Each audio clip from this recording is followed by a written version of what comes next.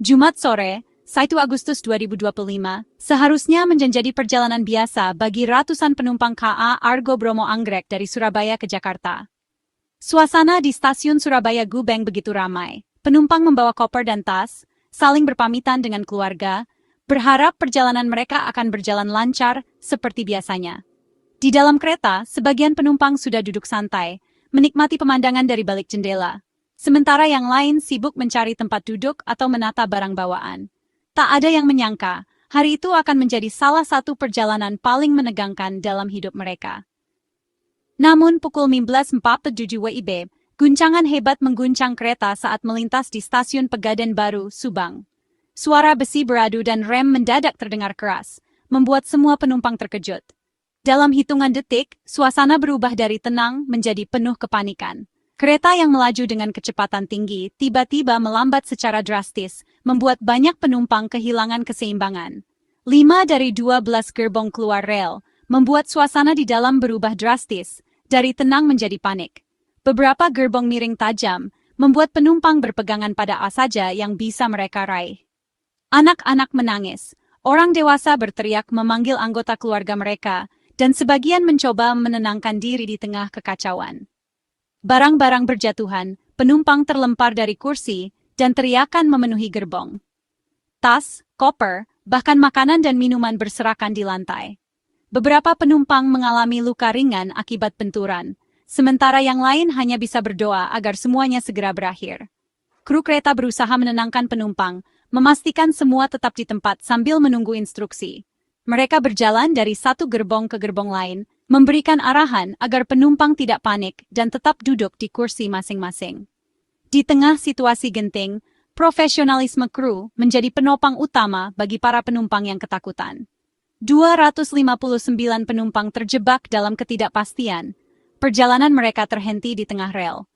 Tidak ada yang tahu pasti apa yang sebenarnya terjadi, dan berapa lama mereka harus menunggu bantuan datang. Beberapa mencoba menghubungi keluarga, sementara yang lain hanya bisa menatap kosong keluar jendela, berharap pertolongan segera tiba. Insiden ini langsung menjadi sorotan nasional, kabar menyebar cepat lewat media sosial. Dalam hitungan menit, foto dan video dari lokasi kejadian beredar luas, membuat masyarakat di seluruh Indonesia ikut merasakan kepanikan dan kekhawatiran yang sama. Media massa berlomba-lomba memberitakan perkembangan terbaru, sementara tagar terkait insiden ini menjadi trending topic. Keluarga di rumah cemas, menanti kabar dari penumpang yang terjebak. Setiap dering telepon dan pesan singkat menjadi harapan. Apakah anggota keluarga mereka selamat dan dalam kondisi baik? Ketegangan dan kecemasan menyelimuti banyak rumah di berbagai kota, menunggu kabar pasti dari lokasi kejadian.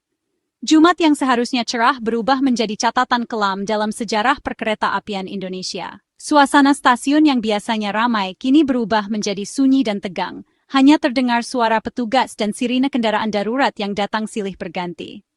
Peristiwa ini mengingatkan kita, di balik kecepatan dan kenyamanan, risiko selalu mengintai. Setiap perjalanan, betapapun rutinnya, tetap menyimpan potensi bahaya yang tak terduga. Keselamatan harus selalu menjadi prioritas utama, baik bagi operator maupun penumpang. Guncangan itu bukan sekadar getaran, itu tanda ada yang sangat salah. Dalam dunia perkereta-apian, setiap getaran dan suara aneh harus diwaspadai, karena bisa menjadi awal dari bencana yang lebih besar. Kereta tidak terguling sepenuhnya, tapi kerusakan sudah terjadi. Beberapa bagian gerbong mengalami kerusakan parah, dan rel di sekitar lokasi anjlokan juga harus dievaluasi ulang untuk memastikan keamanan perjalanan berikutnya. Insiden ini menuntut evaluasi dan perbaikan agar tak terulang di masa depan. Setiap kecelakaan adalah pelajaran berharga dan menjadi pengingat bahwa keselamatan penumpang harus selalu diutamakan di atas segalanya. Prioritas utama dalam setiap insiden kecelakaan kereta api adalah keselamatan penumpang. Setiap detik sangat berharga, dan setiap tindakan harus dilakukan dengan penuh kehati-hatian agar tidak menambah risiko.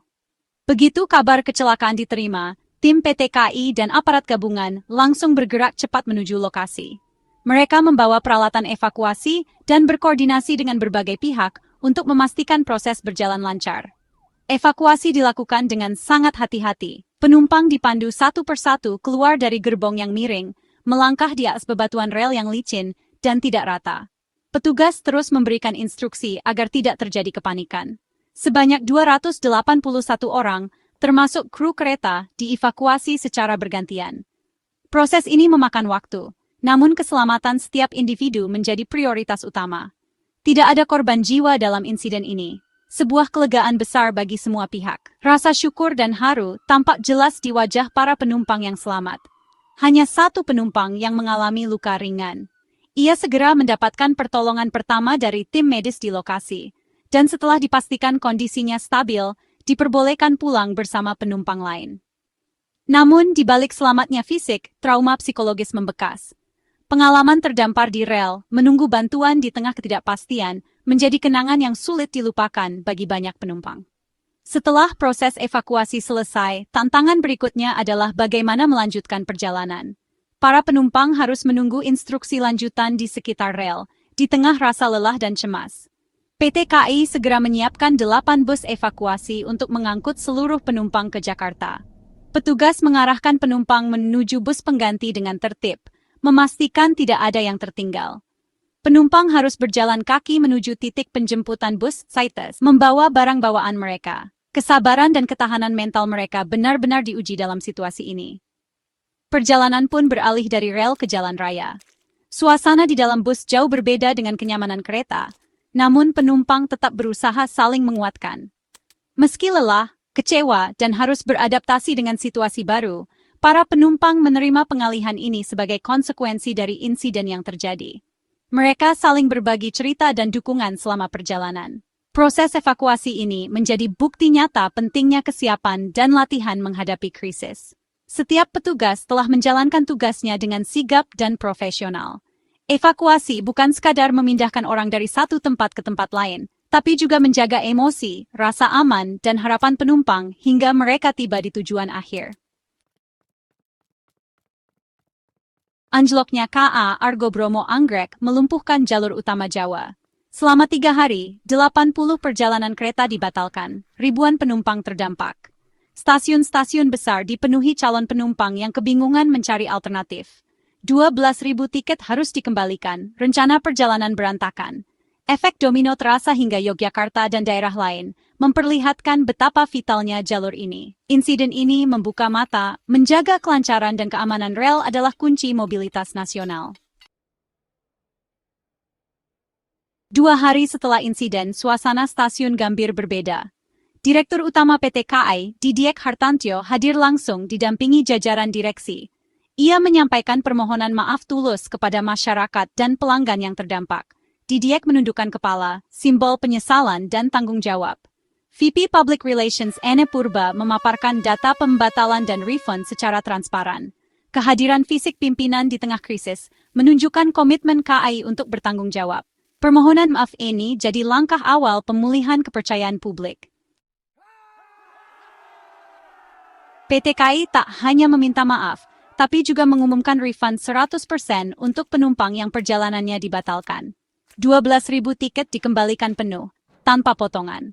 Proses refund dipermudah loket khusus di stasiun dan aplikasi digital Access by KAI. Penumpang diberi waktu 7 hari untuk mengajukan refund. Inovasi layanan digital mempercepat proses, mengurangi antrean. Komitmen refund ini bukan sekadar mengembalikan uang, tapi juga membangun kembali kepercayaan. KAI menunjukkan kepedulian dan tanggung jawab pada hak konsumen. Ini jadi bagian penting dari manajemen krisis dan pelayanan publik. Setelah proses evakuasi selesai, perhatian langsung diarahkan pada pemulihan jalur kereta api yang terdampak. Setiap detik sangat berharga, karena jalur ini merupakan urat nadi transportasi ribuan orang setiap harinya. Koordinasi antara berbagai tim dilakukan secara intensif, memastikan semua sumber daya dan alat berat siap digunakan di lokasi. Tim teknis KAI bekerja tanpa henti, siang dan malam, mengangkat gerbong yang tergelincir, memperbaiki rel yang rusak, serta mengganti bantalan rel yang terdampak. Setiap langkah dilakukan dengan penuh kehati-hatian dan ketelitian, karena keselamatan menjadi prioritas utama. Target utama mereka adalah mengembalikan fungsi minimal 1 jalur dalam waktu 2 hari, agar arus transportasi bisa segera pulih. Setiap anggota tim memiliki peran penting, mulai dari menandai titik-titik perbaikan, hingga memastikan jadwal perbaikan terkoordinasi dengan baik. Setelah perbaikan selesai, dilakukan serangkaian pemeriksaan ketat untuk memastikan rel benar-benar aman dilalui. Petugas KAI memberikan aba-aba keamanan, dan kereta pertama pun mulai bergerak perlahan di jalur yang baru diperbaiki. Tidak ada ruang untuk kesalahan sedikit pun.